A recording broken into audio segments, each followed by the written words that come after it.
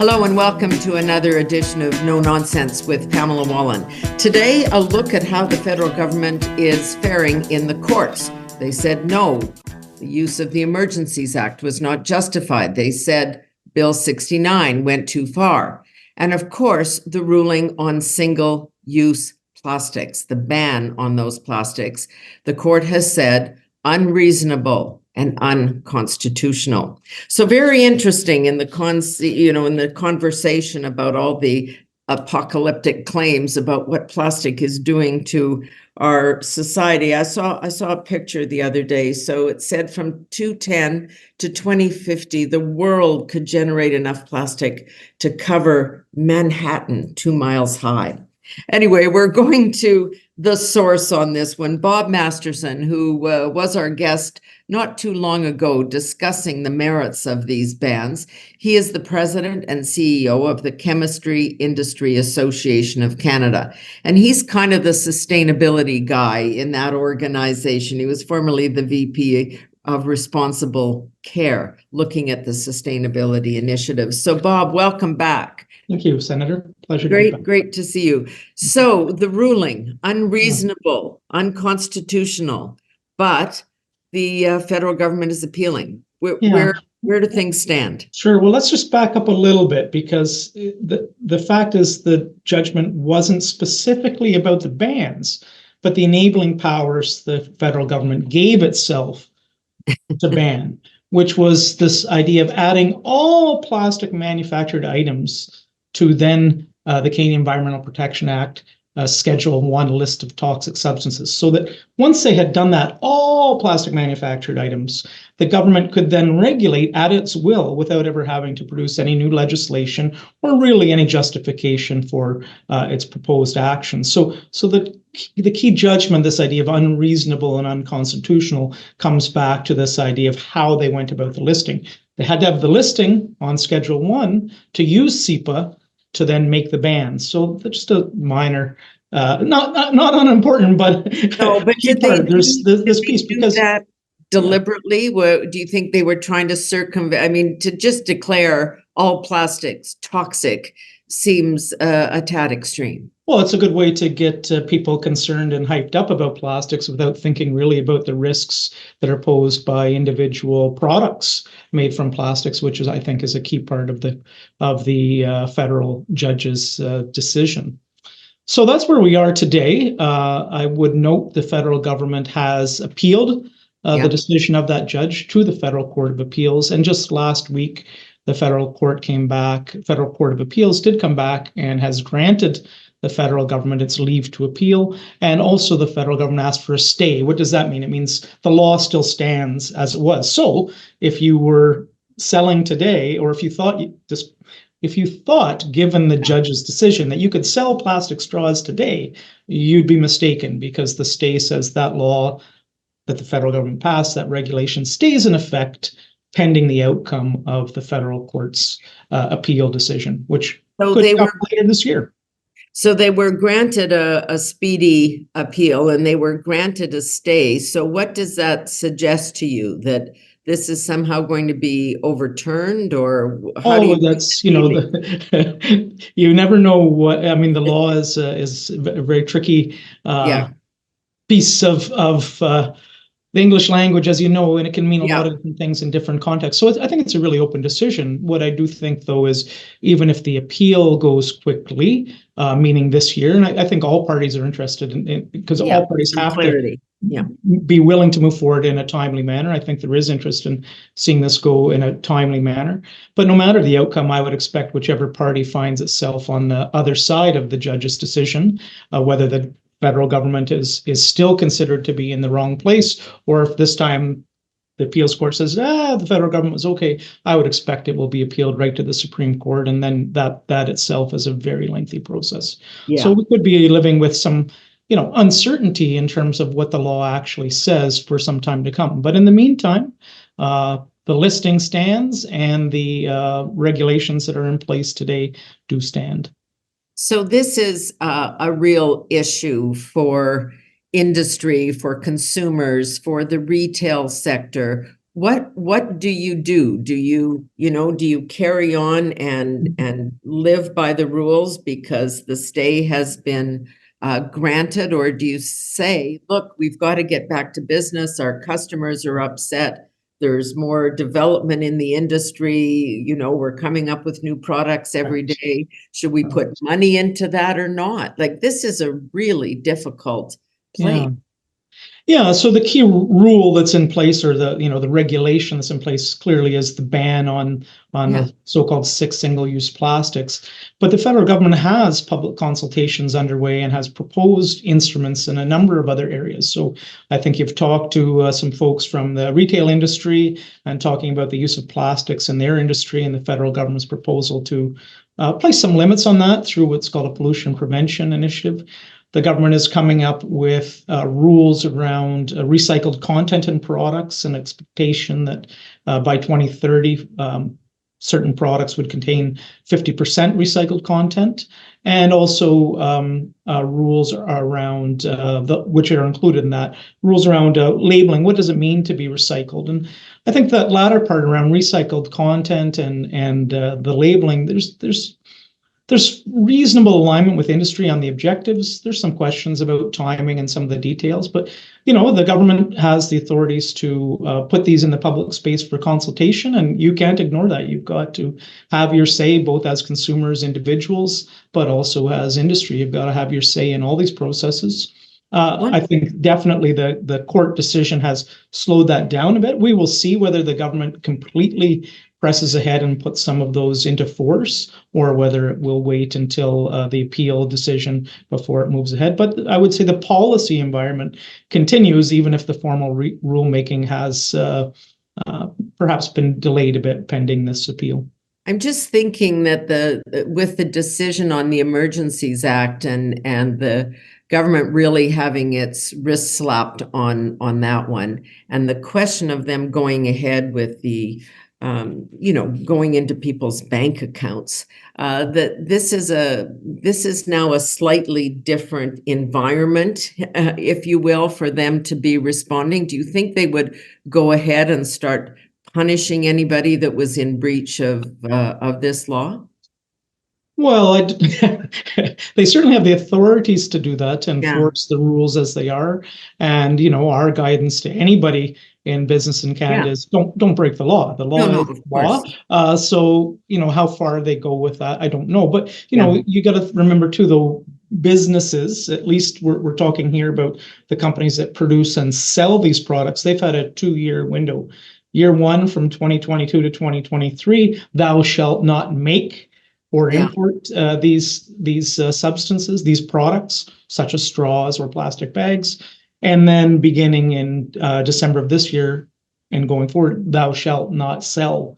So you still will have some, people might not yet even see it at their local restaurant or shop. Maybe those products are still there because they were in stock, but they are not for sale from the producing community as of the end of last year. I want to take a look, and in our last discussion, you raised so many interesting points, but the whole psychology of this, and I guess it's on everybody's mind because of the carbon tax. Do you punish people in attempt to modify behavior? We're just going to put a tax on you and keep raising that tax until you change. Or do you offer incentives? What about this idea of bans, like banning something as opposed to rewarding adaptation? Like it's very different approaches. Well, I think there's no question that banning certain plastics and some of these other rules will add costs to consumers. There's no question about that. I mean, why? It's what I raised with you the last time we spoke. Sometimes you just have to stop, and the most important question you can ask is why? Yeah. So if you're concerned about, you had your retail folks on your show not long ago, if you're concerned about how much plastic is in the grocery store, stop and ask the question why. And there's a number of reasons. One of them is it's the most lightweight material to move around by a long shot. What does that mean? Well, as the carbon price keeps going up and as the demand to be more energy efficient continues to rise and society is concerned, the retail industry is looking at how to get their products to market as effectively, as cheaply as possible, especially given inflation, but with the least amount of energy. The more energy it takes and the higher the cost of energy, the higher the consumer price is going to be. So there's a reason why you see so much plastic in there. That's just the distribution side. Then, of course, you have the issue of food waste, which I think you've had people, again, talk about that at some length. Like, there's a reason your grapes come in a net today. People will say, but grapes my whole life, and they never came in a plastic net. Right. Yes. And you handled them, you touched them, you took the ones you liked. Great. The ones you left behind, by the end of the day, they go in the dumpster because the oils in the hands start to make them decompose. And plus, it's not hygienic. So now you pick up your bags in the net that you want and you take away, and there's virtually no waste in the store. So there's a lot of questions to ask about why is the plastic there. But there's no question there's a need for this material, and it plays an important role. And unless you're going to take the time, and I think the judge talked about this as well, to do the analysis to show that in taking action here, you're not making the situation worse over there. If you haven't done that, it suggests you're not you don't have a full picture of what's happening in the economy. Well, that's the thing. I mean, as you say, the transportation costs and the food security issue. I mean, with people in record numbers lining up at food banks and food inflation still underway, you don't want to create waste or make it any more expensive for people. But then there's just the fundamental health issue too, I mean, which we all lived through the pandemic, where we all had to have plastic bags and plastic cutlery and plastic dishes. Masks. And plastic masks, I mean, masks made of plastic, because that was a core ingredient. But like, how all of a sudden do we not care about that issue anymore? We spent 2 years having it drilled into our head, and now it's never mind, bring your dirty old bag from the trunk. And so, and this comes back to the approach the government has taken. On the one hand, they have been very targeted, 6 specific materials so far, things like, rings for tin cans, aluminum cans. Okay, so you can, I think we can all see how that can be problematic for wildlife. The challenge, though, is they have listed and given themselves powers to regulate all plastic manufactured items. And yet you're saying here, well, wait a minute, what about the pieces, the medical devices that go in my, what about the IV bag? What about the medical tubing? What about the polypropylene masks that we all wore? Like, how does that all play in? Well, it's not clear. So the government could say it's very focused, but yet it's created this broad anti-plastic narrative. And there's also a big dilemma, right? Like, on the one hand, yes, we need to, and we can talk more about recycling and what's changing. But there's an interest in addressing, if you will, the right way problematic plastics. But there's no question that plastics are here for the long term, and their importance will continue to grow. And you will have seen, I'm sure you saw in Western Canada, but in December of last year, and with the support of the provincial government of Alberta and the federal government, we had Dow Canada propose to triple plastic production at its Fort Saskatchewan facility in Alberta. So somebody somewhere in government must say there's a future here for this material if we're going to triple production over the next 10 years at one facility alone. But that's the point about all of this, which just seems, now you go into your grocery stores, some of them have plastic bags. At the liquor store, which always makes me crazy, you're putting heavy glass bottles in the worst possible container you could, a plastic bag. But that said, the footprint of the plastic bag or of the paper bag is actually higher than the plastic bag. So got to kind of consider this. We're now chopping down trees.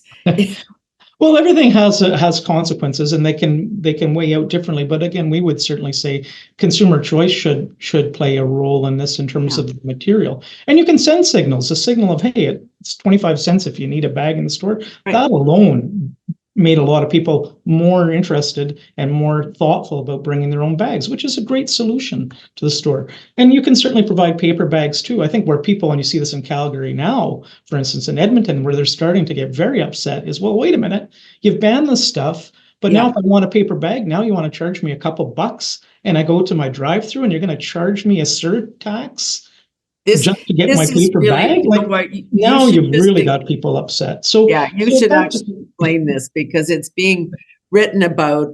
You can see some of it on Twitter, but I mean, this notion that you would go to your drive-through, your Tim Hortons, your McDonald's, and they would hand you one item at a time, and you would have to in a paper bag, and you'd pay a surcharge. And so they're scratching their head saying, well, wait a minute, I thought we dealt with this. We got rid of plastic bags. And it's like, oh, well, not really. Because the bigger question is, how do we manage our post-consumer materials? And again, that's largely a role for the provinces. There's a lot of activity going on. I think I spoke before, but British Columbia has really important model. And right now, Ontario, Quebec, and Alberta are all implementing their own programs starting this year that will put them on a track like British Columbia, where it's industry, not taxpayers, where it's industry that pays to run the recycling system. And the monies collected go only to improve recycling. And that will drive a lot of change. That's what people want. They don't want to have arguments about, is a plastic bag better or a paper bag? They don't want to pay $2 for a bag, but what they really want is to see that we're recycling more than 12% of our plastics in Canada and our other materials as well. These, correct me if, I mean, I'm reading so many different figures, you can't tell, but that really 99% of the stuff we use could be recycled if we had the facility to do it or the will to do it. Is that way too high? I'd say that's way too high today. I think you're probably closer to 50 to 60% of plastics at least are relatively easy. So one of the reasons you don't see that, so again, back to your grocery store example, if you go in, think of how many places now, including your baby food or your tuna that used to come in the little cans, it's now in a stand-up resealable pouch. So why? Again, lightweight, and it has lots of design features. But the problem is to perform, it has to perform a bunch of different functions. Keep package under vacuum, don't let in harmful light, all these things, 7-8 different functions. So typically what happens is you'd get 8 different types of plastics and you weld them together. That's not easy to recycle at all. And so now the industry certainly has a lot of work to do and is doing it, but is working with the customers to make sure that those pouches and other plastic applications are designed to be recyclable to begin with. Because if it's not designed to be recyclable, it's not going to get recycled. It's going to might go in your blue bin or your green bin, but it's going to go to the dump. So that's where you see a lot of work. So definitely, I don't know, do you want to say it's 50 or 60% today that is theoretically could and should be recycled, while we're still at 12, yes. But the real effort has to go into making sure many of the things the balance of things that are coming in the economy are designed to be recycled in the first place. And if the pressure is on the industry, on the sector to do it, then they as you say, they build it that way. They go back to the beginning and say, let's build a product, a pouch, a bag, whatever it is, that is recyclable, instead of having to pay the price for dealing with it after the fact. Exactly. And the other thing they do, back to the power of markets, is they make smart decisions. So if you look at British Columbia today, and it's the only one where the system is fully in place, there's a schedule. And the schedule is all the materials that go in, including plastics, all the different types of plastics. The harder it is to recover and recycle, the more expensive it is. So when you bring that material in, if you want to bring in polystyrene, your foam, it can be recycled. You're paying a lot more money to do that than you are another material like your laundry detergent plastics, which are really easy to recycle. So what does that say? Well, I'm putting packaging into them. I'm a Nestle or I'm a Coca-Cola, and I'm putting plastic of some type into the economy. I think I'll look for what the least cost alternative is, provided I can achieve the same function. So you really get that market force that says, let's minimize the cost of the consumer here. And these consultations that are going on, sort of, how broad is this? I mean, the EV battery is one big whacking piece of plastic. Well, and a lot of chemicals inside that. And a lot of chemicals inside. So we are over here, and I hate to be so simplistic, but I can't have my little straw that bends. But the government is full steam ahead on these kinds of changes. But you can have the little straw that bends if it's already inside another piece of plastic and attached to your non-recyclable if I have a juice beverage box, container. If I have a juice box, just not at the Dairy Queen. That is correct, if you can logic that. Yeah. Yeah, again, I'd say the government is in its targeting the measures it's doing. It's Yeah. not looking at plastic and batteries. It's really not looking at plastics and medical devices. Although there is continued discussions around masks. I think Yeah. again, what are the alternatives? That's question one.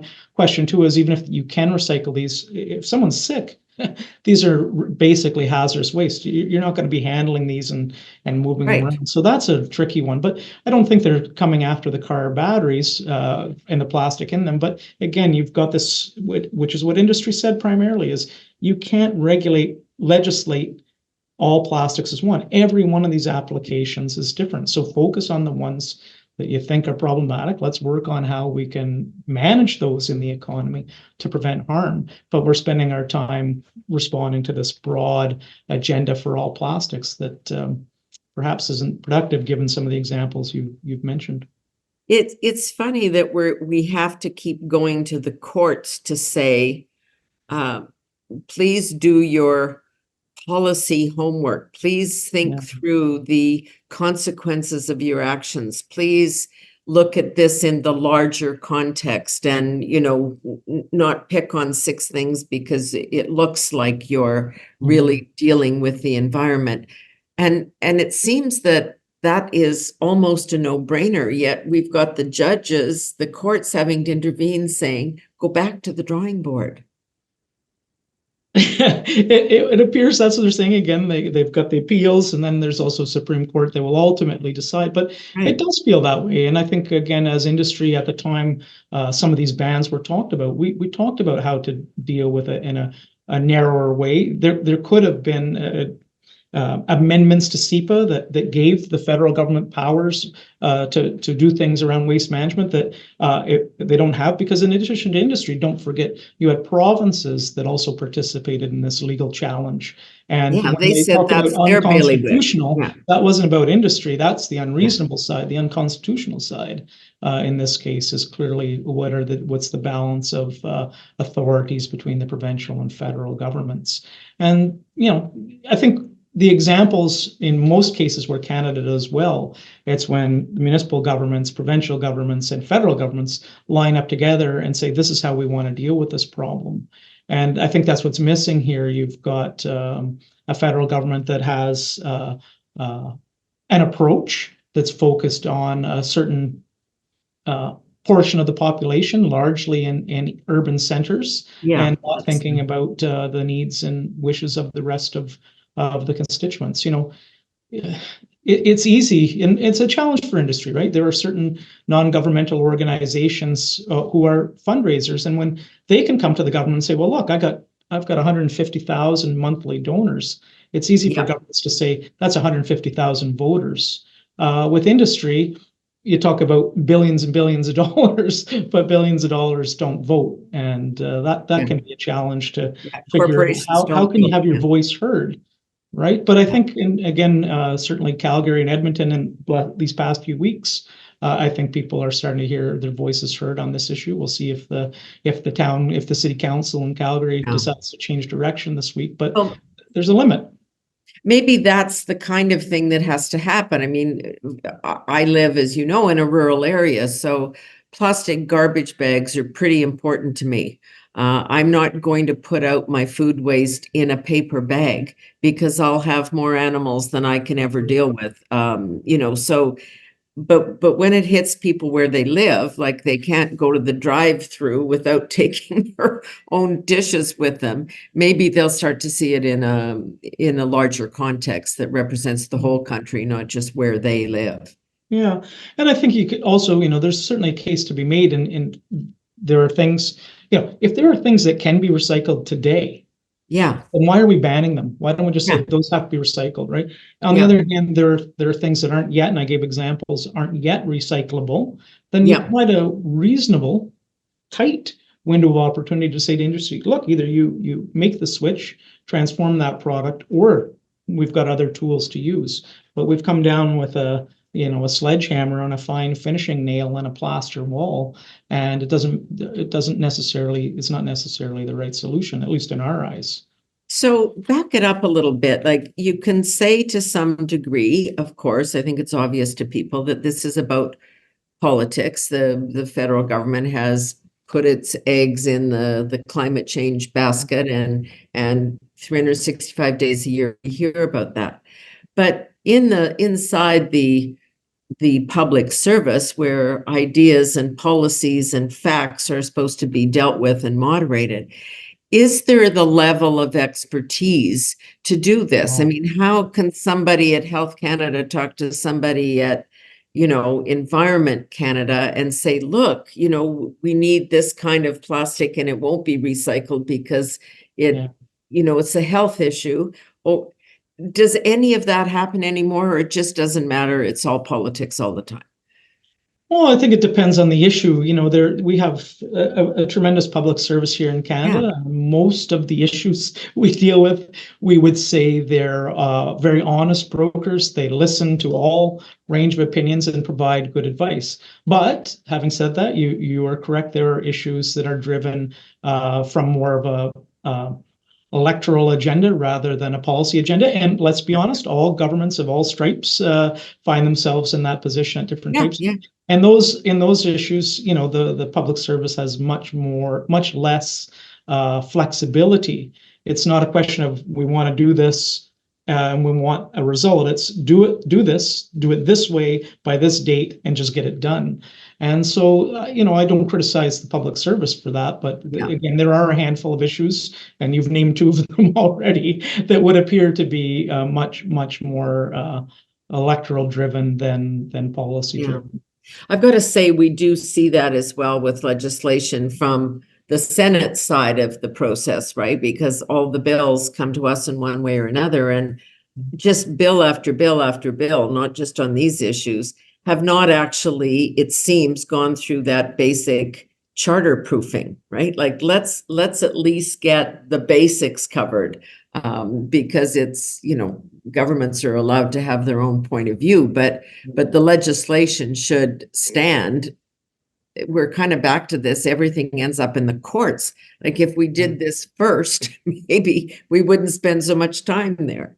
Yeah, that's true. I mean, but on the other hand, I mean, again, that's the role of the courts. Governments will get it wrong, and especially when it comes to individuals, more even than corporations, but individuals and individual charter rights. Like, thank heavens the Supreme Court is there, because they otherwise, what is the real truth of our democracy? So, governments have the right to move forward. I hope they did it in good faith, that they had good advice from Justice Canada. If that someday you find out Justice gave them alternate advice, then you'd wonder. But there is a lot of room in the law as to, it's not black and white. There's a spectrum, and that's ultimately what the courts decide. I think what's frustrating here, though, is as an industry, there was opportunities and a willingness to work to avoid that, so that we came out with something that wouldn't be challenged. Because our advice at the time was, if you go down this road, you will be challenged. And that's where we are. So that's the frustrating part, is, okay, now, again, we're a few years in, 3 years in at least. And we could say, I told you so, but that doesn't help. And billions of dollars have been spent. Well, money's been spent. Companies have certainly moved production. If you're a large plastic producer, again, this probably hasn't affected you. I mean, we're talking about less than 1%. These 6 products, well under 1% of the total flow of plastic in Canada. So is it material to the industry at large? No. But you've got companies that the only thing they made were plastic bags. Well, where are they now? Out of business. The border. Right? And if the only thing they made was plastic straws, where are they now? South of the border. And one of the things that made people even the most disappointed and frustrated was, for several years in advance of the decision to ban, there was a lot of interest by the federal government, and all governments, but especially the federal government, to talk about compostable and biodegradable material. So you had companies that, already said, okay, I'm out of, quote, regular plastics. I now produce biodegradable straws. I now produce biodegradable bags. And then at, the stroke before midnight, suddenly those products were also thrown into the bans. And those folks, not only were they out of business, but they'd already invested to try to meet Well, society's that's what I mean. I expectations. mean, the co-ops in the West The did co-op in the exactly West. that. Those bags were compostable, and you didn't want to carry them around for a long time with 18 cans of soup in there, but you could certainly get your groceries home in a clean way. So And you had the facilities to like, especially in a city like Calgary and elsewhere, they had, not in addition to making the bags to be biodegradable, they had the facilities to make sure that they could be biodegraded and turned back into nutrients. So those are the folks that I think, again, the industry as a whole, they're here challenging the government because of the authorities it gave themselves and the implications it could have for years and years to come. But they haven't really seen harm. It's a small fraction of the flow of plastic material, but the individual companies that specialize in any of those six products, it hurt them. And for the most part, making plastic resins, very large global companies. But by the time you get down to manufacture plastic bags and straws, these are small companies. Many of them are family owned with 30, 40 employees. Guess where they are now? They're not operating. So that's, again, that will be the question for them, depending on how these legal challenges turn out. Is there any recourse for them? Not clear that there will be, but I'm sure that some of those companies will be investigating if there is any judicial recourse for them. Yes, if they could afford to sue. The government did overreach. So that two things that I just want to cover before we wrap up. It's sort of the good and bad plastic. There's a whole lot of focus now on the microplastics, and they're finding all these tiny little, bits of plastic everywhere in our bloodstream and here and there. And then we'll come back and talk about where Canada fits internationally in all of this. But deal with that other issue, if you can, about why some things are maybe an issue we should tackle as opposed to straws or garbage bags. Well, let's start first with, I think from our perspective, the issue is let's talk about the economy and economics. So the estimate is Canada sends about I have to remember the exact numbers, roughly $10 billion of plastic. Think about that number. It's a massive number. $10 billion of plastics to landfill every year. And we could recover that and reuse it in the economy, which has a tremendous environmental outcome. And it would have a great outcome from industry. And we're looking at roughly $6 billion of investment to be able to recover that flow of plastics and keep them in the environment, in the economy, so they don't leak out to the environment. And I think that's where the real attention is. And again, despite some frustrations with the federal government's ban, the work with the provinces on the extended producer responsibility and fixing the recycling systems so they actually work is where the industry is most focused. I'd say that's one. I think nothing man-made belongs in the human body, and you could go back to the atomic test bombs, and we all still have radioactive materials in our body that weren't there previously in generations previous. So that's not a great thing, but at the same time, we have to stop and look at what are the impacts on human health. And Joe Schwartz, professor at McGill University, recently published an article on this very topic. And he said, okay, let's look at, we now have the technological capability to really examine, the finest particles, like so small that you can't even begin to describe how small they are. And he said, so when you look at what these other scientists are saying about what they've detected, and you add it all up, and he said, if you drank from a 1 liter bottle of water and you drank the whole thing, you'd end up with 1/100th the size of one grain of sand worth of plastic in your system. So he's asking the question, yes, we can detect it. Is there really a human health effect? He says, no, you're better to look at some of the other issues. I don't think industry gets away that easy. The material doesn't belong there. It shouldn't be released in the environment. And there's a lot of work to get that done. And that has to be what the focus is. And that comes from creating that circular economy where the material gets recovered, reprocessed, and put back into the economy. Otherwise, you're going to have anything that gets scaled. If you take any other material, whether it's metals or paper or anything else, and try to replace the flow of plastics with that other material, I'm sorry to say, but you're going to have a lot of other health and environmental outcomes as well. So let's solve the problem. Absolutely. I guess that's the issue. And I hate to use the phrase because I know it'll set people off, but science is never really settled on this stuff because there's always change. You're always discovering this and so altering the product and, medicine and health advances coming to react to certain things. So how, I don't know, I guess the question is, this can't just be here's a ban and there's a rule, because in 3 years from now, that straw, that plastic bag may be totally configured and comprised of product that doesn't even exist today. That's correct. Yeah, you have to allow for, I mean, we either believe in technological advance and we move that direction, or we don't. And if we don't, it's going to be a poorer people and a more expensive world if we don't let technology solve our problems. If we say they're unsolvable, which is in fact, if you're putting a ban on something, you're saying the problem's unsolvable. Yeah. Yeah. We don't believe that's the case. Again, the emphasis should be on designing the material to be recyclable, recover it, repurpose it, keep it in the economy. It's win, win, win for everybody. Let's put our attention there. Where are we in the scale of laws that may or may not be overturned, or development, the understanding of the importance of recycling? Where are we in the world? Like, are there also international? Yeah, well, in terms of recycling, we're poor performers in Canada. There's no question about that.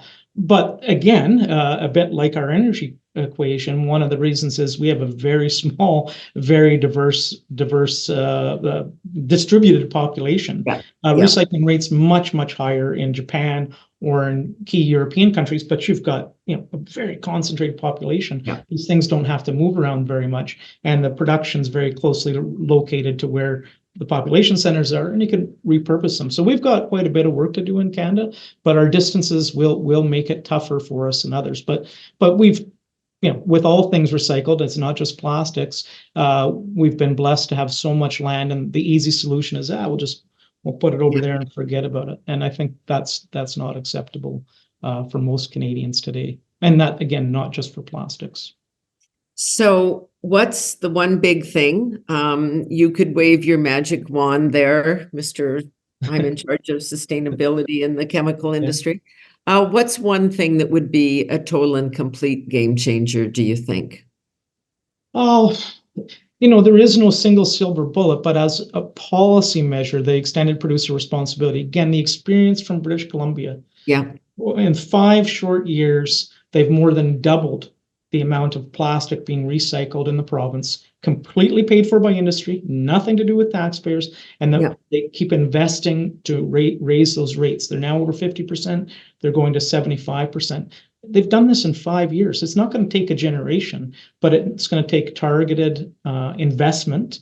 And so maybe that's another way to answer your question, whether it's climate change or it's plastic. If you wave a silver wand, you say, we have to make Canada a better place to invest. And again, we saw some of that with the announcement from Dow in December. A company was willing to spend $12 billion. That's a strong vote of confidence, but we need to see that in some of these other areas as well. Attract the capital. None of these problems get solved without hundreds of millions, if not billions of dollars, and we have to attract that capital to do it. Whether it's new infrastructure for recycling, new material design, let's get it done. I just find it interesting that industry is just kind of saying, let's go and deal with the provinces because they've got some jurisdictional stuff there, and maybe we can get it done. BC can do it, Alberta can do it, Ontario can do it. Let's even try and pretend to have a national policy. Let's just let the doers do. Yeah. And, as an industry, there's lots of other stakeholders out there that, some are very supportive of the federal government's approach. Some are more nuanced. They still want to solve the problem of plastics in the environment, and they want it to be circular in nature. And so we do work, and our industry partners very closely with groups like the Canada Plastic Pact, Circular Materials, who are designing these recycling systems, the new recycling systems for the province, and we work very closely with them. We want to solve the problem, and we know it's going to take a full range of stakeholders to do that.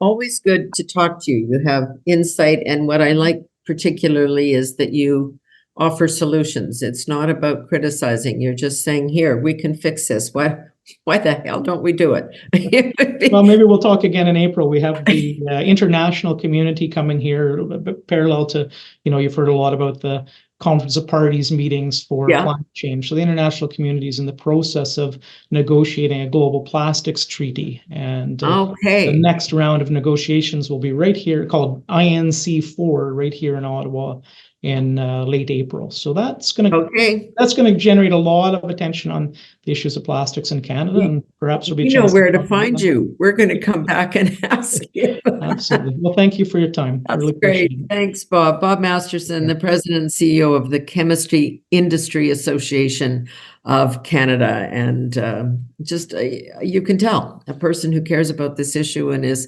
trying to help. So we'll talk to you in April. See you then. Thank you, Senator. Take care. Okay.